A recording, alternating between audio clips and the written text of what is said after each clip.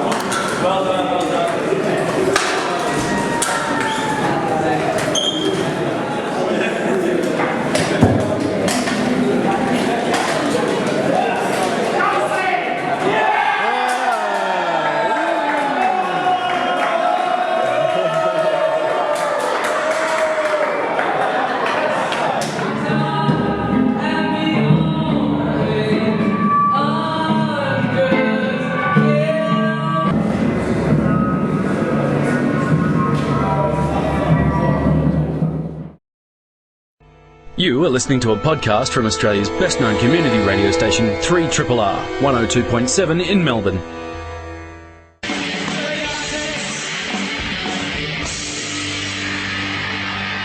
And good evening, everyone. You're tuned into the Architects on Triple R with myself, Christine Phillips. Opposite me, I have Stuart Harrison. And in the studio, our special guest for this evening, talking about the state of design, Lou Weiss. That's what we were giggling about, in yes. fact. And Kate Rhodes, who are Lou, you are the creative director of the State of Design Festival this year, and Kate, you are the curator. Welcome to the show, and we're very keen to hear about it. As I was mentioning before, there are so many things that the State of Design has encompasses. How many events does around under the banner of State of Design Festival now? Last look at the spreadsheet, we had exactly 100. So tell us some of the highlights. Yeah, well, certainly some of the highlights. One of the shows that I'm really, really thrilled to have as part of the program is called Matchpoint Melbourne. It's been put on by a group of people at RMIT, and in particular a student who did his master's. Thomas Fusselberger he's from Innsbruck. Yes. And he did his project on Melbourne.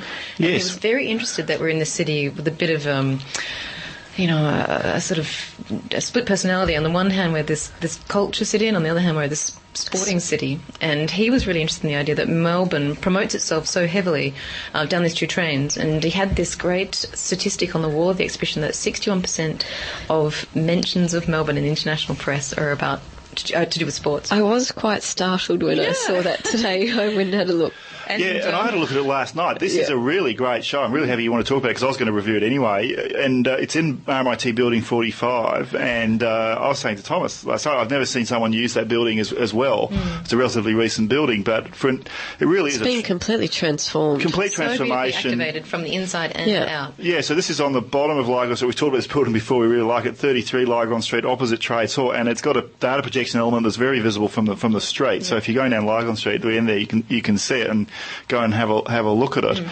But the big idea of the show is that if we paid as much attention to the kind of official sports and the huge, well-promoted, hugely sponsored sports as we do to the local sports, we could make a really dynamic city. And if we designed it to capture this sort of activity, what an amazing place we would live in.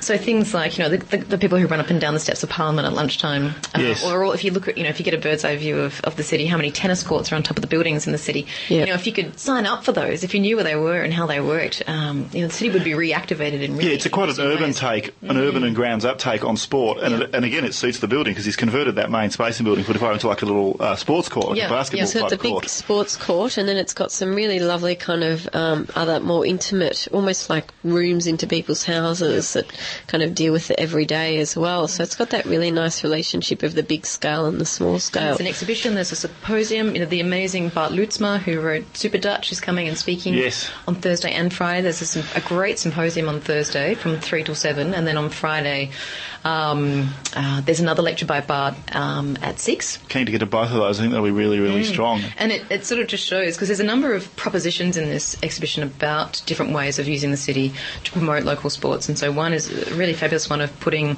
floating table tennis tables on the Yarra and using that crappy bit of non-space outside between Flinders Street and the river as a seating area. And another one was having go-kart rallies under another part of the city. I can't remember where exactly, but there was a photograph of it reproduced in The Age in an article that Ray Edgar wrote on the festival. And someone actually called up, I think from, I won't say where they called up from, but from an official post saying, I can't believe the festival is using this space to run go-karts. It's totally illegal. And we had to say it's just a concept. But, you know, we're glad that But it it's would be quite good, though. Yeah. It'd be great. And isn't there going to be a cycle hockey game Yeah, on Thursday night? Yeah. Yeah. So I would recommend everyone to get down to that over the next few days.